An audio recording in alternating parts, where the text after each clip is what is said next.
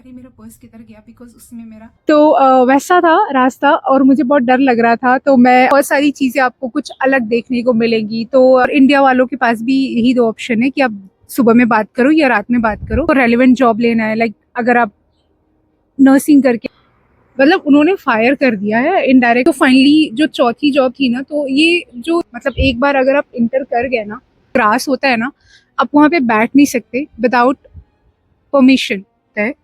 तो दूसरी सच्चाई ये भी है कि आप सेफ नहीं कर, वहाँ पे बहुत ही गंदा माना जाता है। यहाँ पे जब आप आओ। So welcome back to my YouTube channel guys, it's really nice to see you again, hope you are doing good.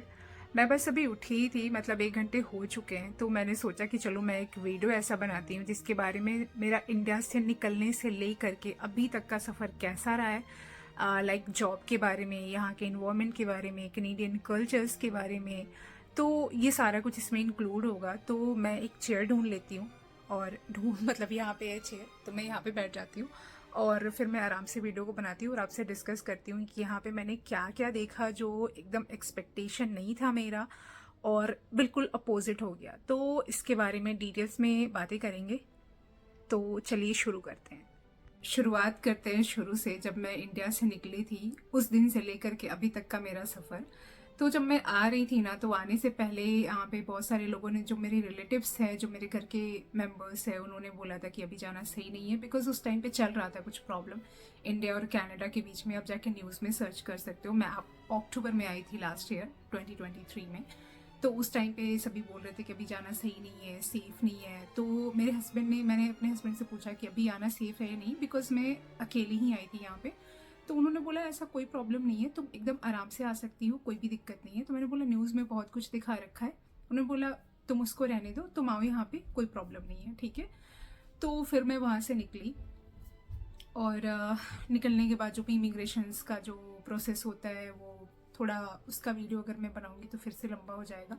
मैंने एक ऑलरेडी वीडियो बना रखी है इमिग्रेशन पे, तो अगर आपको वो वीडियो देखनी है इमिग्रेशन प्रोसेस के बारे में स्टेप बाय स्टेप, तो मैंने एक वीडियो डाल रखी है, आप वहाँ पे जाकर के देख सकते हो वीडियो।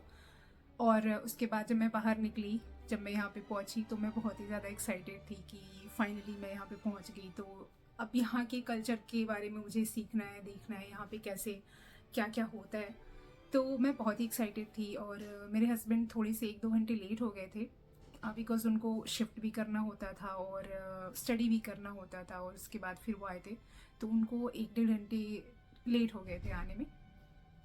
फिर वो आए यहाँ पे एयरपोर्ट पे, जब वो पहुँचे तो मैं बहुत खुश थी। और मैंने सनफ्लावर ख़रीदा, और उसके बाद फिर मैं अपने हस्बैंड का वेट कर रही थी।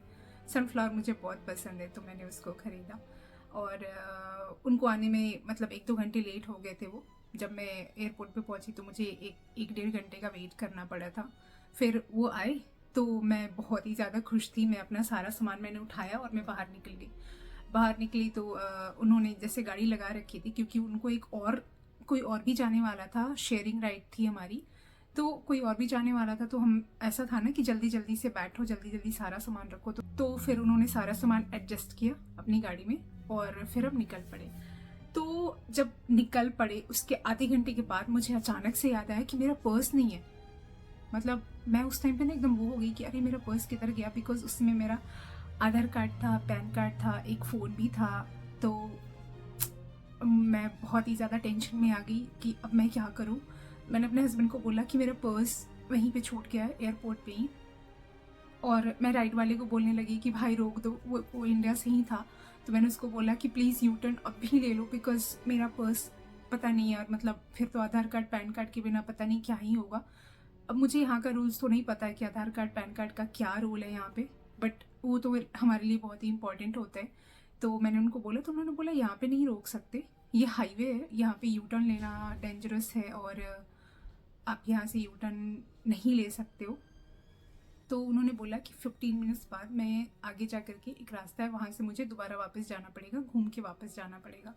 तो मेरे मन में ऐसा था कि मेरा पर्स तो गया, मेरा आधार कार्ड, पैन कार्ड और मेरा फ़ोन भी गया, अब वो मुझे मिलने वाला है नहीं।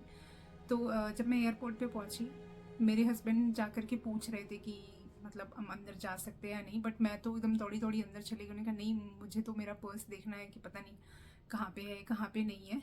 मैं जल्दी जल्दी से अंदर गई। मैंने देखा कि मेरा पर्स एकदम सेम जगह पे जैसे मैंने रखा था वैसे ही था, किसी ने टच भी नहीं किया हुआ था। मैं देख के मुझे इतनी राहत मिली और उसके बाद मुझे इतना अच्छा फील हुआ। मुझे लगा अरे वाह, मतलब यहाँ पे मैंने पर्स छोड़ा था, यहाँ का यहीं पे पड़ा हुआ है, किसी ने हाथ तक नहीं लगाया पर्स को। मतलब इतना मुझे अच्छा फील हुआ ना, मैं क्या बताऊँ। तो ये मेरा सबसे पॉजिटिव इम्प्रेशन था, सबसे पॉजिटिव इम्प्रेशन था मेरा। तो वहाँ से मैं निकली, मैं बहुत खुश थी। और फिर मैं जब गाड़ी में बैठी तो मेरे हस्बैंड ने मुझे एक गिफ्ट दिया। मतलब चॉकलेट मुझे पसंद है, तो उन्होंने 2 चॉकलेट ऐसे बैग में डाले हुए थे, वाओ करके था। मैं आपको बैग दिखाती हूँ। ये था, ये उन्होंने मुझे बैग दिया था, इसी में चॉकलेट थे। तो मैंने ये बिल्कुल नहीं पढ़ा कि ये उस पर मोबाइल, ये जो लिखा हुआ है ना, ये मैंने नहीं देखा था कि इस पर क्या लिखा हुआ है। मेरे लिए मेरे हस्बैंड कुछ लेकर के आए हैं, मैं बहुत खुश थी। थोड़ी देर बाद ना मेरा चॉकलेट खाने का मन किया, फिर मैंने चॉकलेट निकाला। तो मैंने कहा ये कैसा चॉकलेट है, मतलब अजीब सा डब्बा है। तो फिर जब मैंने देखा कि इस पर तो सैमसंग लिखा हुआ है, मुझे इतना अच्छा लगा, मैंने कहा वाह। तो मुझे गिफ्ट मिला आते ही, तो वो भी मुझे बहुत अच्छा लगा। टोरंटो से घर से निकलने का रास्ता फिर मेरा शुरू हुआ, और इसी के साथ हम लोकेशन चेंज कर लेते हैं। मुझे चाय बनानी है, तो मैंने सोचा कि चलो मैं 3 चाय भी बना लूँगी और आपके साथ थोड़ी बातें भी कर लूँगी। तो चलते हैं फिर।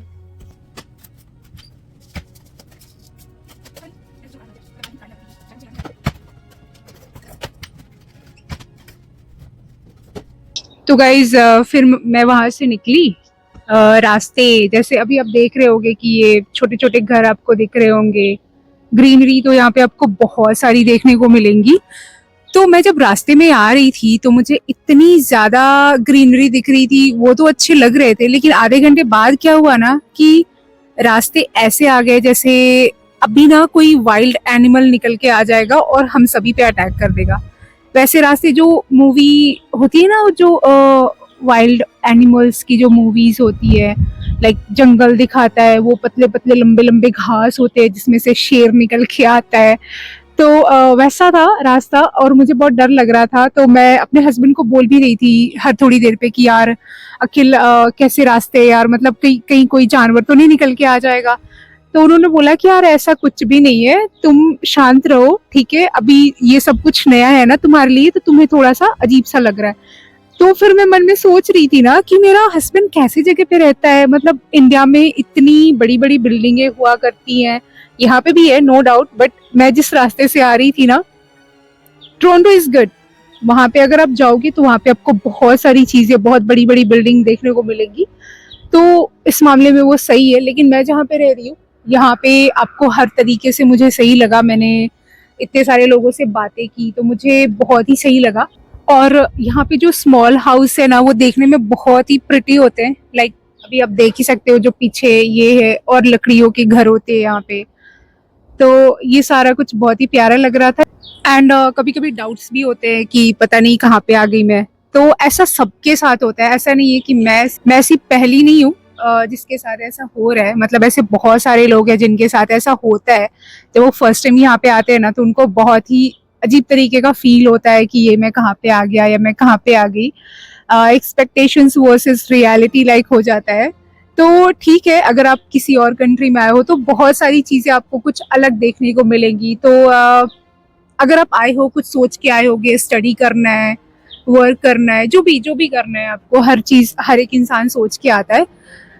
तो उसके बाद क्या हुआ कि इसको यहीं पे रहने देते इस टॉपिक को और आगे बढ़ते। तो आगे क्या हुआ कि जब मैं फिर घर पहुंची तो मुझे थोड़ा सा भी ऐसा एक्सपेक्टेशन नहीं था कि रूम डेकोरेशंस होंगे, बट वाकई मेरे हस्बैंड ने रूम को डेकोरेट करके रखा था। अब देखो यहाँ पे क्या होता है ना कि जब स्टूडेंट्स आते हैं ना, उनका खुद का काम नहीं हो पाता है। लाइक खाना बनाना, घर को मेंटेन रखना, वर्क भी करना, बाहर भी जाना वर्क करना, एंड देन उसके बाद स्टडी भी करना। तो ये सारा कुछ मेंटेन करना ना बहुत सभी के लिए मुश्किल हो जाता है। तो उसके बाद मैंने तो बिल्कुल नहीं सोचा था कि मेरा घर ना डेकोरेशंस मेरे घर में या मेरे रूम में हो रखा होगा। तो मैं जब आई ना, तो मुझे ये देख करके बहुत ही अच्छा लगा। मतलब बलून्स थे, हर्ट वाले कुछ कुछ थे वहाँ पे, तो मुझे बहुत ही प्यारा लग रहा था। बट ये धूप धूप भी प्यारी लग रही है, बट ये आंखों को लग रही है, तो मैं थोड़ा सा आगे आ जाती हूँ। मेरे चाय भी हो गए होंगे, मतलब काढ़ा, चाय नहीं काढ़ा, तो मैं उसको लेके आती हूँ, फिर आपसे बातें करती हूँ।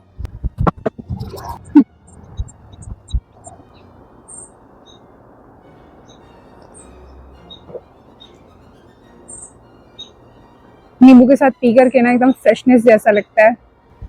तो फिर उसके बाद क्या था, मैं घूमने उमने गई, मैं यहाँ पे घूमने गई 2-3 जगह, मेरे हस्बैंड लेकर के गए मुझे, और रेस्टोरेंट में भी लेके गए, जो इंडियन फूड वाले रेस्टोरेंट थे, वो बता रहे थे कि देखो यहाँ पे इंडियन फूड भी मिलते हैं और बहुत अच्छे अच्छे मिलते हैं, तो मैं वहाँ पे भी गई। और फर्स्ट डे ऐसा हुआ, जब मैं आई ना उसके अगले ही दिन मैं रिवर साइड गई। तो जब मैं रिवर साइड जा रही थी ना, तो मैंने नॉर्मल कपड़े जैसे इंडिया में डालते हैं ना कि चलो ठंडी है तो जैकेट वगैरह डाल लिया और चल पड़ते हैं। फिर मैं जैसे ही निकली ना, मुझे लग रहा है 100 मीटर मैं गई होंगी, और उसके बाद मुझे इतनी ज़्यादा ठंडी लगी, मुझे वापस आना पड़ा। और वापस आकर के मैंने जो स्नो वाली जैकेट थी ना, मैंने वो डाल ली। मतलब उस टाइम पे स्नो वाली जैकेट कोई नहीं डालता होगा, स्नो वाली मैंने नहीं डाली थी। हाँ, बट मैंने जैकेट वगैरह फिर से मतलब 2-3 इनर डाले, एंड उसके बाद फिर मैंने पहना। इतनी ज़्यादा ठंडी लग रही थी, मतलब इंडिया में कुछ भी नहीं था, और यहाँ पे आने के बाद तुरंत ही मुझे सारी ठंडी वाली जो भी कपड़े थे ना, वो सारे मुझे निकालने पड़े। और तो जब आप इंडिया से आते हो, कोई भी स्टूडेंट आया होगा या अगर आप आने वाले हो, तो 15 दिन तक तो सब अच्छा लगता है, बहुत ही बढ़िया लगता है। 15 दिन तक लगता है कि वाओ कितना बढ़िया है, हर जगह स्मॉल हाउसेस, क्लीन, जो भी है आपको जहाँ भी बहुत ही ज़्यादा क्लीन दिखेगा, सड़कें हैं या कुछ भी है, बहुत ही साफ़ सुथरे होते हैं, घर भी बहुत साफ़ सुथरे होते हैं। तो यहाँ आने के बाद ना बहुत अच्छा अच्छा आपको फील होगा 15 दिन तक। और उसके बाद जो शुरू होता है ना, मतलब उसके बाद तो स्टूडेंट्स जो अकेले आते हैं ना, जो स्टडी करने के लिए आते हैं, उनको ज़्यादा प्रॉब्लम होती होगी as compare to couple. Because मैं यहाँ पे आई थी, तो मेरे हस्बैंड यहाँ पे देखो ऑलरेडी रह रहे थे, तो ऑलरेडी सबको जानते थे, तो उन्होंने इंट्रोड्यूस भी कराया कि देखो ये है, ये है, ये पंजाब से है, ये यहाँ से है, सबसे इंट्रोड्यूस कराया। तो सही लगा कि चलो यहाँ पे कुछ लोग हैं जिनसे आप बातें कर सकते हो। बट यहाँ पे ऐसा है कि सभी सभी की लाइफ बिजी होती है, सभी वर्क पे चले जाते हैं, कोई वर्क पे है, कोई स्टडी कर रहा है। और इवन मेरे हस्बैंड भी, कभी वर्क पे जाना होता था उनको, कभी स्टडी पे जाना होता था, स्टडी करने जाना होता था। और घर पे जब बातें करनी होती थी, तो यहाँ का और इंडिया का टाइम बिल्कुल अपोजिट है। लाइक यहाँ पे अगर शाम के 6 बज रहे हैं, तो वहाँ पे सुबह के 4 बज रहे होंगे, ऐसे होता है। तो जब घर पे बात करनी होती थी ना, तो ये सबसे बड़ी प्रॉब्लम थी मेरे लिए कि या तो रात में बात करो या तो सुबह बात करो, 2 ही ऑप्शन है हमारे पास। और इंडिया वालों के पास भी यही 2 ऑप्शन है कि आप सुबह में बात करो या रात में बात करो। तो एक ये प्रॉब्लम आई, स्पेशली जब आप जैसे यहाँ पे दिन होता है, तो आप सोचते हो कि चलो दिन का टाइम है, वहाँ पे कॉल कर लेते, तो वहाँ पे आधी रात का टाइम होता है। तो एक ये मेरे लिए न्यू था, न्यू नहीं था, मैं जानती थी, बट इसको फेस तो मैंने वहाँ पे किया था। अखिल जो मेरे हस्बैंड है, उन्होंने ज़्यादा फेस किया, इस चीज़ को किया था उस टाइम पे, और मेरे लिए वो चीज़ नहीं थी। तो 2-4 दिन तो चलो ठीक था कि चलो ठीक है, बताने में मज़ा आता है कि अरे देखो यहाँ पे तो रात हो रहा है, वहाँ पे दिन हो रहा है, यहाँ पे रात हो रहा है, बताने में बहुत मज़ा आता है। लेकिन ये मज़ा कुछ ही दिन के लिए होता है, ज़्यादा दिन के लिए नहीं होता है। अब बात करते हैं जॉब की। तो जब 15 दिन हो गए मुझे यहाँ पे रहते हुए, मैं ना एकदम घर में बोर होने लगी थी, मुझे लगा कि यार मैं कहाँ पे आ गई हूँ। तो फिर मेरे हस्बैंड ने, मैंने बोला कि यार कोई जॉब कर लेती हूँ, मुझे यहाँ पे बैठना नहीं है। तो पहली बात ये कि अगर आप इंडिया से कुछ भी स्टडी करके आ रहे हो, तो आपको रेलिवेंट जॉब मिलने में थोड़ी सी प्रॉब्लम ज़रूर आएगी। ऐसा नहीं है कि नहीं मिलता है, मिलता है, लेकिन सर्टिफिकेशंस होते हैं वो पूरा करना होता है, कुछ डॉक्यूमेंटेशंस होते हैं उसको पूरा करना होता है आपने। उसके बाद आप अपने रेलिवेंट जॉब कर सकते हो यहाँ पे। तो जब मैं यहाँ पे आई थी 15 दिन के बाद, मेरे हस्बैंड ने वर्क के लिए उन्होंने अप्लाई करना शुरू किया। मैं भी सर्च करती रहती थी कि कहाँ पे क्या जॉब है। बट अगर आपको रेलिवेंट जॉब लेना है, लाइक अगर आप नर्सिंग करके आए हुए हो या कुछ भी, डेंटिस्ट हो आप, कोई भी आपने हायर क्वालिफिकेशन भी करी है आपने, तो यहाँ पे आकर के आपको कुछ ना कुछ सर्टिफिकेशंस करना ही पड़ता है। ये यहाँ का रूल है, ऐसा नहीं है कि इंडिया का रूल नहीं है, इंडिया का भी रूल है। अगर कोई अब्रॉड से करके इंडिया में जाता है, कोई भी, तो वहाँ पे उसको एग्जाम देने होते ताकि वो वहाँ पे प्रैक्टिस कर सके। तो ऐसा रूल यहाँ पे भी है। यहाँ पे भी अगर आप आते हो, कुछ कोई भी सर्टिफिकेशंस होते हैं आपके, तो अगर लेबर जॉब होता है तो वो तो आपको इजीली मिल जाता है कि चलो ठीक है, आपके पास एक्सपीरियंस है तो उतनी कोई बड़ी बात है नहीं। बट बात अगर हो आपकी रेलेवेंट जॉब की, तो वहाँ पे आपको प्रॉब्लम हो जाती है।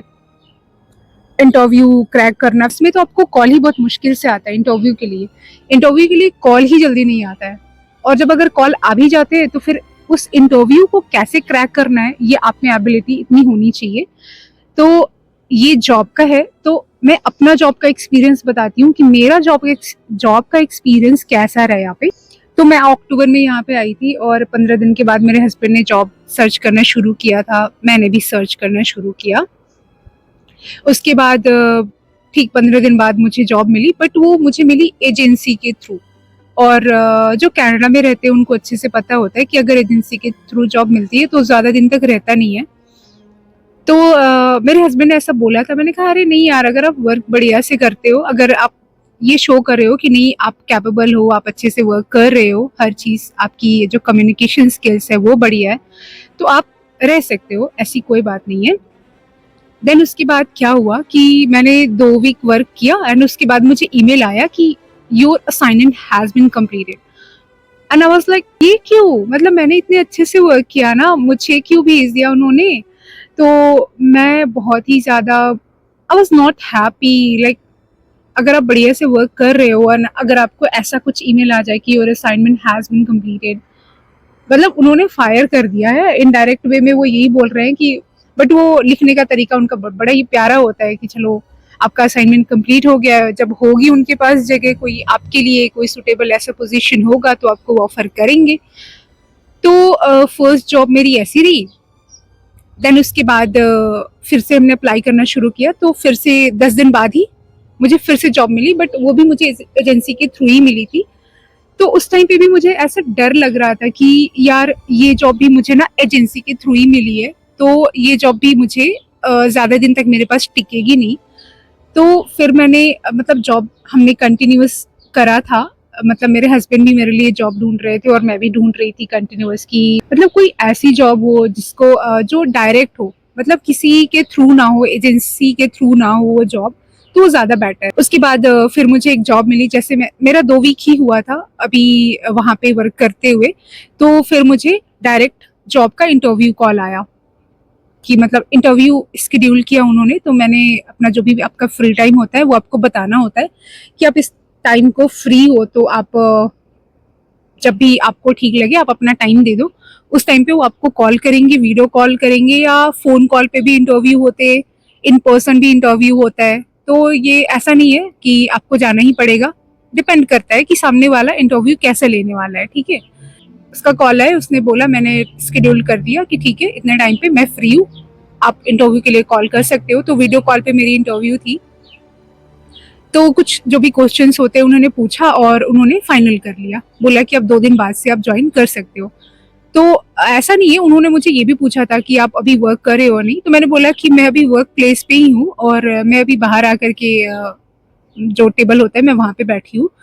तो उन्होंने बोला ओके। तो उन्होंने ये नहीं पूछा कि आप रीज़न क्या बताओगी। ये मेरी प्रॉब्लम है कि मैं रीज़न क्या बताऊंगी वहाँ पे, ठीक है। वैसे भी एजेंसी की जॉब है तो आप उतना कुछ सोचना नहीं होता कि आप क्या बताने वाले हो। लेकिन अगर आप कोई ऐसी जॉब होती है जो डायरेक्ट जॉब होती है और बहुत अच्छी जॉब होती है, तो वहाँ पे आपको सोचना पड़ता है कि आपको क्या बोलना है जॉब छोड़ने से पहले। तो वहाँ पे मैंने एजेंट जो भी थे मेरे उनको बोल दिया कि अब मुझे वर्क नहीं करना है, मुझे कुछ खास पसंद नहीं आई, ठीक है, तो मैं वर्क नहीं करना चाहती हूँ, ऐसे करके मैंने बोला। उसके बाद जो मेरी नेक्स्ट जॉब थी मैंने वहाँ पे किया, बट वो जॉब मुझे जची नहीं, थोड़ा टफ था वो जॉब, तो मुझे सही नहीं लगा।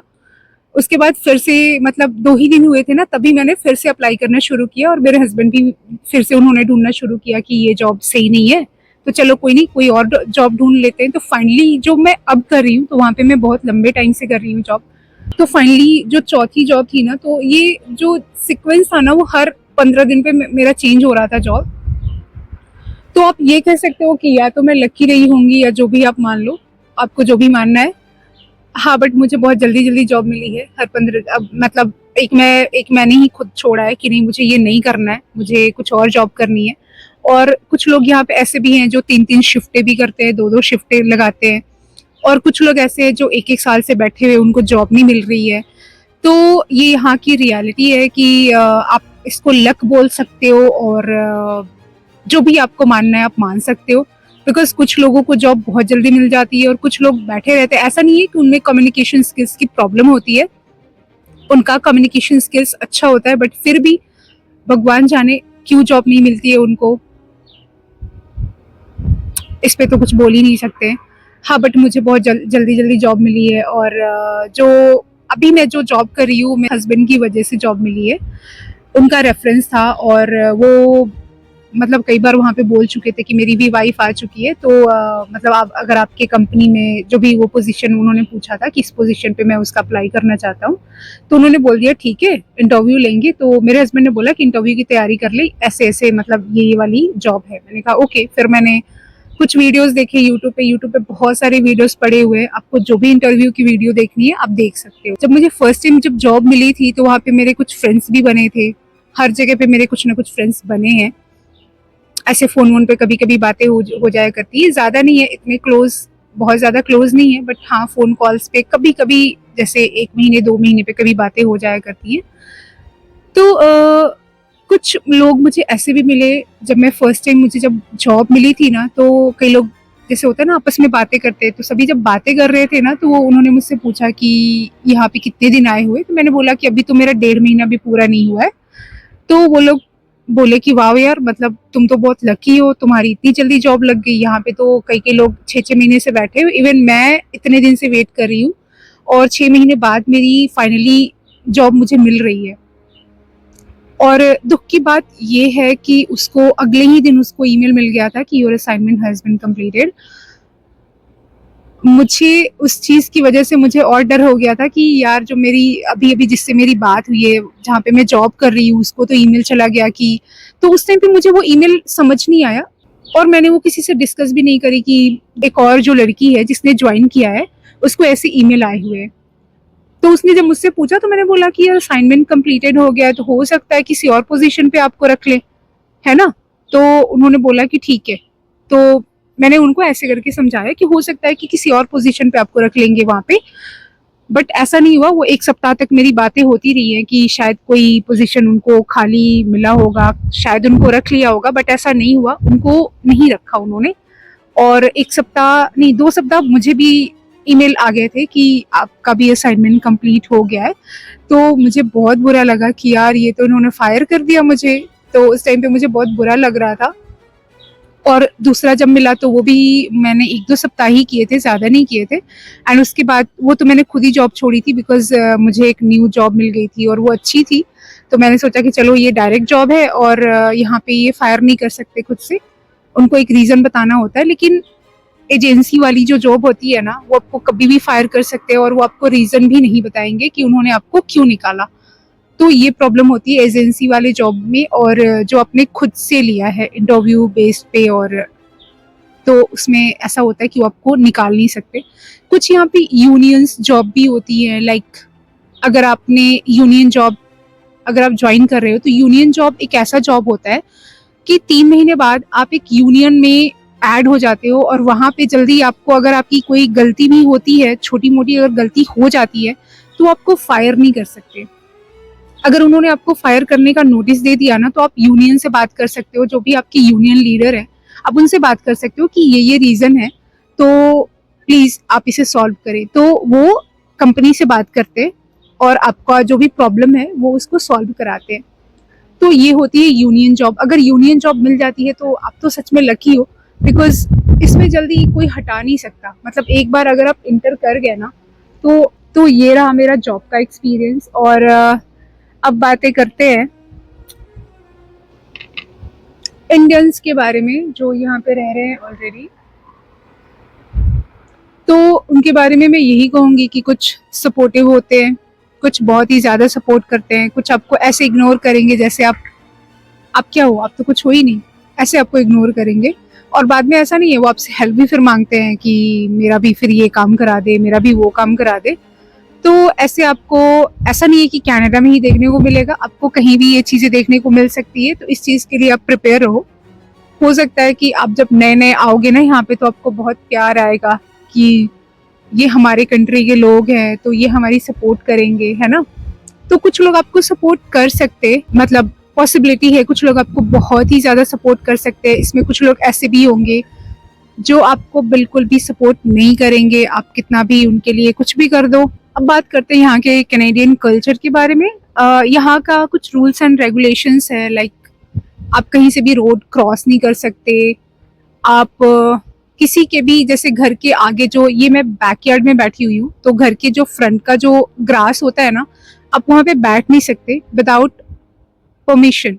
अगर आपको वहाँ पे बैठना है तो आपको उस घर के किसी मेंबर से परमिशन लेना होगा, तभी आप बैठ सकते हो। आप अगर फ्लावर कहीं पे भी है आप उसे तोड़ नहीं सकते।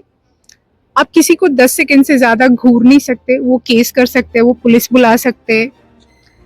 ये सब कुछ कुछ रूल्स एंड रेगुलेशंस है छोटे मोटे, जो यहाँ पे लोगों को लोग फॉलो करते हैं। आप ऐसा नहीं है कि आप बाहर जा रहे हो चिल्ला चिल्ला करके एकदम वो कर रहे हो। यहाँ पे लोग चिल्लाना और शोरगुल करना बाहर में पसंद नहीं करते, क्योंकि इनको शांति पसंद होती है, मतलब पीस पसंद होता है। तो ये कहीं भी बैठते हैं, आराम से बैठते हैं, अपना टाइम इंजॉय करते हैं अपनी फैमिली के साथ में। आप कहीं पे भी वर्क करते हो तो 2 डेज तो ऑफ होता ही होता है। सैटरडे संडे हो गया या किसी भी दिन को हो गया तो वीकली 2 डेज आपको ऑफ मिल जाएंगे। मुझे ऐसा लगता है कि मन की शांति है यहाँ पे। ऐसा नहीं है कि आप यहाँ पे आते ही अमीर हो जाते हो, पैसा अर्न करते हो तो ठीक है। इंडिया डॉलर में जो कैनेडियन डॉलर से अगर आप इंडिया के रुपीस में कन्वर्ट करते हो तो बहुत ही ज़्यादा अमाउंट होता है। तो दूसरी सच्चाई ये भी है कि आप सेव नहीं कर पाते हो, सेविंग्स नहीं हो पाती है, बिकॉज घर के खर्चे है, रेंट है, स्टडी कर रहे हो, सारा कुछ है। हाँ, स्टडी करने के बाद अगर आप फुल वर्क परमिट पे आ जाते हो, अगर आप अकेले हो तो सेविंग होगी, धीरे धीरे होगी। बट अगर आप 2 लोग हो, जैसे पार्टनर, जैसे हस्बैंड वाइफ यहाँ पे रह रहे हैं, तो अगर आप 2 लोग यहाँ पे रह रहे हो तो पैसे सेव करना थोड़ा सा ईजी हो जाता है। और क्या बताऊँ, मैं ये बताना चाहती हूँ, यहाँ पे गार्बेज करना ना बहुत ही मुश्किल वाली चीज़ हो जाती है। मतलब अगर आपको कुछ ऐसा है जो डिस्पोज करना मुश्किल है तो गार्बेज वो लेके नहीं जाते हैं। और अगर आपको गार्बेज करना है तो उसके लिए आपको एक्स्ट्रा पे करना होता है। इंडिया में होता है कि कुछ भी टूटा, कुछ भी फूटा, बस फेंक दो, कैसे भी फेंक दो, कोई प्रॉब्लम नहीं है। बट यहाँ पे है ना कि हर चीज़ को अलग आपको सेपरेट करके फेंकना होता है। ऐसा नहीं कि आप सारी चीज़ें एक ही में डाल करके फेंक सकते हो। खाने वाली चीज़ें अलग होनी चाहिए, प्लास्टिक की चीज़ें आपको अलग फेंकनी होती है, जो गत्ते का बना हुआ होता है या कार्डबोर्ड्स होते हैं उनको आपको अलग फेंकना होता है। अगर आप एक में मिक्स करके रखते हो तो वो आपके दरवाजे से आपका जो भी कचरा है वो लेके नहीं जाएंगे, वहीं पे छोड़ के चले जाएंगे। तो आपको अलग अलग सेपरेट करके रखना होता है। शूज़ वगैरह अगर आप डाल रहे हो कचड़े में तो वो शायद शायद नहीं लेकर के जाए, तो आपको गार्बेज करने के लिए कुछ पैसे देने होते हैं यहाँ पे। रिसेंट हुआ है, एक मेरे हस्बैंड के फ्रेंड है उनके साथ हुआ है। उन्होंने $500 की टीवी खरीदी और कुछ दिन बाद वो टीवी क्रैक हो गया। मतलब उसके जो ग्लासेस है ना, वो ऐसे फ़ोन फेंक रहे थे तो जहाँ पे जाना था वहाँ ना लग करके टीवी पे लग गई, तो उसके ग्लासेस क्रैक हो गए। इंडिया में इसका जुगाड़ है, बट यहाँ पे जुगाड़ नहीं चलता, यहाँ पे जो है वो है। तो उन्होंने फिर पूछा गार्बेज वाले को कि ये कितने में जाएगा, तो उन्होंने बोला $1।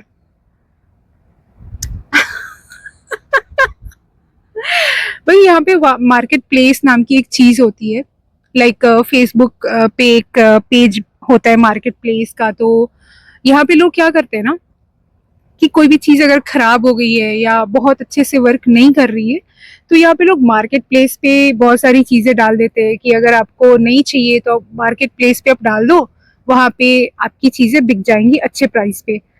तो वहाँ पे बहुत सारे लोगों को कपड़े मिल जाते हैं मार्केट प्लेस से, फोन, वॉच, बहुत सारी चीजें आपको मार्केट प्लेस से मिल जाएंगी। तो टीवी अगर आप मार्केट प्लेस पे, अगर आपकी कोई भी प्रॉब्लम है तो आप ये प्रॉब्लम बता करके आप मार्केट प्लेस पे भी, हाँ तो मैं बोल रही थी कि अगर आपको कोई भी चीज़ अगर थोड़ी सी डिफेक्ट हो गई है तो आप उसे मार्केट प्लेस पे डाल सकते हो और आपको अच्छे पैसे पे वो चले जाएंगे आपके। और अगर आपने कुछ परचेज भी करना है तो आप बहुत सारी चीज़ें परचेस कर सकते हो मार्केट प्लेस से। और इंडिया से तो मैं कभी नहीं बोलूँगी कि आप कोई भी एक्सपेंसिव चीज़ लाइक फ़ोन, लैपटॉप, आप नई चीज़ें खरीद के लेकर के आओ, बिकॉज़ यहाँ पे क्या है ना कि आपको मार्केट प्लेस से बहुत ही अच्छे प्राइस पे आपको फ़ोन, लैपटॉप जो आपको चाहिए वो मिल जाएंगे। तो ये पैसे सेव करने का एक बहुत ही अच्छा तरीका है। आप कम प्राइस पे आप खरीद सकते हो, परचेज कर सकते हो। ये मक्खी मुझे परेशान करके ही छोड़ेगी, ये मुझे बनाने वीडियो नहीं देगी शायद। अरे यार, यहाँ पे ड्राइविंग का जो रूल्स है वो मुझे बहुत ही ज़्यादा अच्छा लगा। आप यहाँ पर पेडेस्ट्रियंस की बहुत ही ज़्यादा रिस्पेक्ट की जाती है। अगर आप ड्राइव कर रहे हो और अगर रेड सिग्नल पे आपने गाड़ी रोकी है और वहां से कोई क्रॉस कर रहा है ना, और अगर आप बहुत पास हो तो आपको पीछे करना होता है गाड़ी। तो पेडेस्ट्रियंस की यहाँ पे बहुत ही ज़्यादा रिस्पेक्ट है एज कम्पेयर टू गाड़ी वाले। तो ये चीज़ें मुझे ज़्यादा अच्छी लगती है कि अगर आपके पास गाड़ी नहीं है तो ये नहीं कि कोई हॉर्न मारने लगेगा कि जल्दी क्रॉस करो, ऐसा नहीं है। यहाँ पे कोई हॉर्न नहीं मारता, और हॉर्न मारने को यहाँ पे बहुत ही गंदा माना जाता है। यहाँ पे जब आप आओगे ना तो आपको हॉर्न सुनाई नहीं देंगे, और अगर कोई हॉर्न मार रहा है ना, अगर कोई हॉर्न मार के क्रॉस कर रहा है, दैट मीन्स वो आपको गाली दे रहा है। यहाँ पे हॉर्न मारना बहुत ही गलत माना जाता है।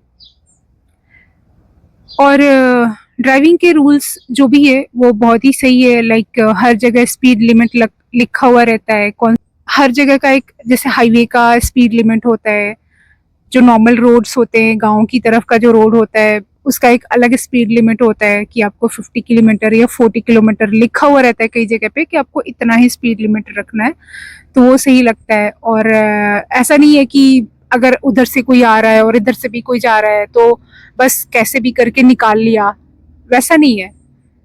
यहाँ रूल्स होते हैं, उसके अकॉर्डिंग दोनों को फॉलो करना होता है, म्यूचुअल अंडरस्टैंडिंग होती है, उसके अकॉर्डिंग यहाँ पे रोड के जो भी रूल्स रेगुलेशंस है लोग फॉलो करते हैं।